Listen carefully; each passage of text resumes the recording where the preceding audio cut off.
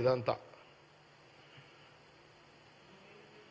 వాళ్ళంతా ఏ మధ్యలో ఎందుక మీరు?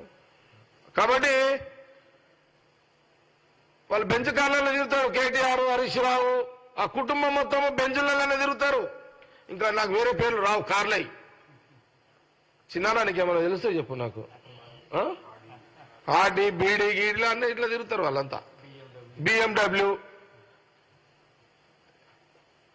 ఎందుకంటే నేను బ్రిజా కార్లో తిరుగుతాను, నాకు ఆ పేర్లు తెలివై. నా ప్రాబ్లం అది అనా కదా అన్న.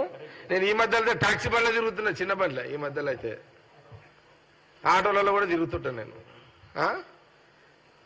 కేటీఆర్ గారు, హరీష్ రావు గారు, మీరు బాగా అసెంబ్లీలో రెచ్చిపోతున్నారు. అరే గవర్నమెంట్ వచ్చి ఎంత రోజులైందా? వచ్చిన 10 రోజులకే రేవంత్ రెడ్డి ముఖ్యమంత్రి అసెంబ్లీ పెట్టిండు. మీకేమైనా జ్ఞానం మీకేమైనా ఉందా? మీకేమన్నా 5 ఏళ్ళు నేను సరే బ్యాడ్ లక్, ఇక టైం బాగలేదు. గవర్నమెంట్ వచ్చేటానికి నేను బయట ఉన్నా, కానీ నేను లోపల ఉంటే ఆడుతుంటే ఆట వీళ్ళతోటి. నేను లోపల ఉంటే నేను టైం బాగుండి నేను ఎమ్మెల్యేగా ఉండుంటే కేటీఆర్, హరీష్ రావుతో ఆడుకుంటుంటే మంచిగా. అట్లేం లేదు. నాకు తెలుసు వాళ్ళతో ఎట్లా ఆడుకోవాలో. మీరు ఆ బండ్లలో తిరుగుతారు. ఆర్టిస్ట్ యొక్క విలువ నీకు తెలియదు. సోనియా గాంధీ, రాహుల్ గాంధీ గారికి తెలుసు ఆ విలువ. ఎందుకంటే వాళ్ళ ఆస్తులు వాళ్ళ చిరాస్తులు అన్నీ కూడా ఆనాడు మహాత్మా గాంధీ కాలం నుంచి తీసుకుంటే నెహ్రూ గారు, వాళ్ళ నాయన మోతీలాల్ నెహ్రూ గారు ఉన్న భూములు, ఆస్తులు, లక్షల కోట్ల ఆస్తులు ఇండిపెండెన్స్ కోసం ఇచ్చేసిన చరిత్ర వాళ్ళది. వాళ్ళకి తెలుసు ఆర్టీసీ బస్సు విలువ ఏందో వాళ్ళకి తెలుసు. సోనియా గాంధీ గారికి, రాహుల్ గాంధీ గారికి తెలుసు.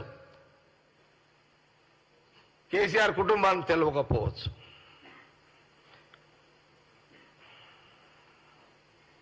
పిల్లలకు తెలియకపోవచ్చు. ఎందుకంటే పిల్లలు పవర్ రాగానే రోడ్డు మీదకి వచ్చారు కాబట్టి తెలియకపోవచ్చు వాళ్ళకు. ఆ విలువేందో సోనియా గాంధీ, రాహుల్ గాంధీ గారు బాగా తెలుసు కాబట్టి సీఎం రేవంత్ రెడ్డి గారు స్టార్ట్ చేసారు తెల్లారే. రోజుకు 400 మంది అంటే ఇప్పుడు 25 రోజులే. ఒక్క బస్సు 4 ట్రిప్పులు అంటే లెక్క చేయండి ఒకసారి. ఎవరు ఇప్పుడు వారు తిరిగింది ఎంత తెలంగాణలో? చిన్న 6.5 కోట్లు. 6.5 కోట్ల మంది మెడిసాయి. 6.5 కోట్ల మంది ఈరోజు మహిళలు తెలంగాణ తిరిగిరు ఫ్రీగా. దీనికి నువ్వు సవాలా? నేను కేటీఆర్ని, హరీష్ రావుని అడుగుతున్నా. మీకు దీని మీద వస్తారా? డిబేట్కి వస్తారా? మీరు ఎప్పుడు అమరవీరుల జ్ఞాపకార్థంగా మీరు వాళ్ళకి ఇచ్చేది ఏం లేదు. అమరవీరుల కుటుంబాలకు కానీ ఆడికి పోతారు, దండం పెడతారు, మీ పని మీరు చేసుకుంటారు. వాళ్ళ దండాలే స్తూపాలకు. ఆ స్తూపం కాడికి రా అసెంబ్లీ ముందు ఎప్పుడన్నా.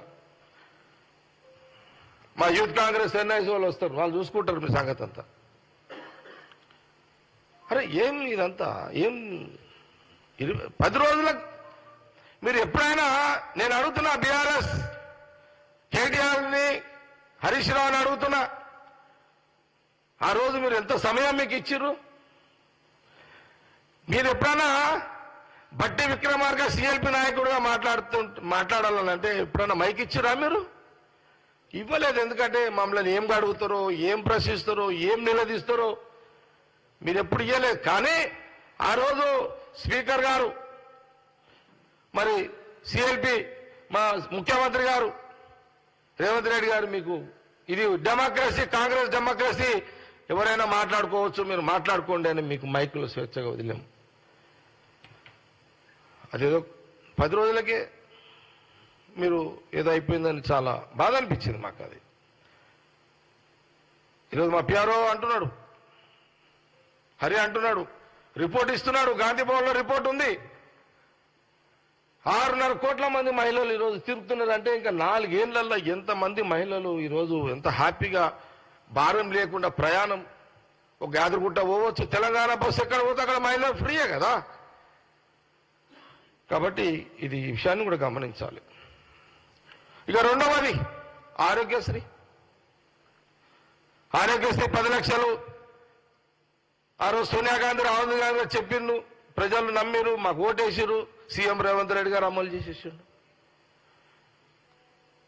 ఇప్పుడు అది కూడా 10 లక్షలు. ఇప్పుడు ఇల్లు అమ్మాల్సిన అవసరం లేదు. ఒక భార్య ఒక భర్త, భార్య బాగాలేకపోతే భార్య, తమ్ముడు బాగాలేకపోతే అన్న, భార్య తల్లికి బాగాలేకపోతే కొడుకు, భర్తకు రాగలేకపోతే భార్య, భార్య బంగారం అమ్మాల్సిన అమ్మ లేదు, భర్త ఇల్లు గిరి పెట్టాల్సిన అమ్మ అవసరం లేదు. ఆరోగ్యశ్రీ 10 లక్షల వరకు మీరు ఏ పెద్ద దవాఖానకు పోయినా మీకు ఫ్రీ ట్రీట్మెంట్.